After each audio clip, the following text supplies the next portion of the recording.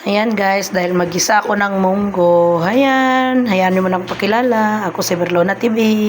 Nagigisa ako ng munggo. Itong sahog, alugbati, mabango.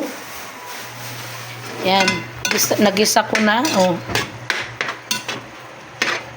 Nalimutan yung unang pero ayan. Pre-cook na yung ating munggo.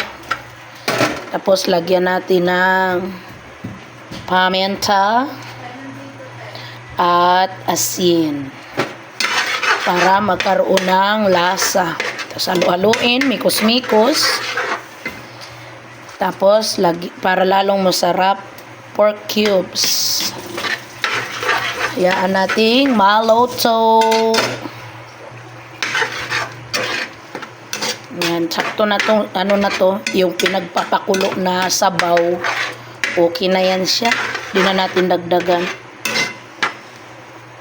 Tayo natin maluto para ilagay natin si alugbati.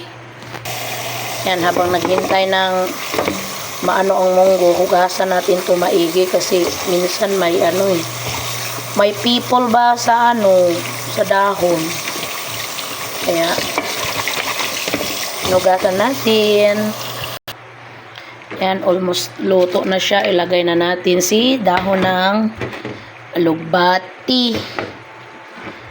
Oh. Tapos haluin and then a few minutes luto na yan. Kakain na tayo. Yan, ito ang pinaka-paboritong ulam ng mga Pinoy kapag Friday, lalo dito sa Kamaynilaan. Pero kami sa Bisaya, kahit anong araw, pwede kami magmunggo. Dito sa Maynila, di ko alam kung ano ang sikreto kapag Friday, munggo day. Yan. Ang bango niya guys. Ang kasi alugbati, kapag ilagay mo siya sa ulam, lalo pa ganito, munggo, ang bango. Ang aroma niya, ang bango.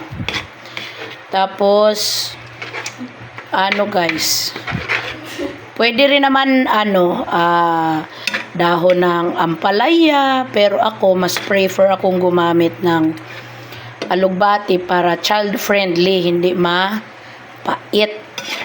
Pag ampalaya kasi medyo mapait ang dahon. Ayan, kunting kibot na lang, luto na siya guys. Yun, hintayin nating maluto ng husto ang ating munggo. Yan, magdala na kayo ng bahaw, sinong gustong kumain, yung malapit dito sa akin, magdala kayo ng bahaw. Oh, ginisang munggo para sa ating ulam. Bango-bango. At lasahan natin, be. Wow. Malasang malasa.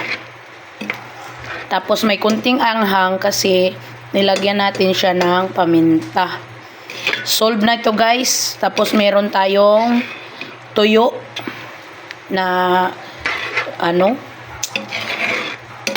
tuyo, piniritong tuyo, inihaw na tuyo, pares dito, tapos bahaw. Pwede na tayong kumain. Kain tayo guys. Ito Friday ngayon, magmunggo na rin kayo. Bye. See you on my next video.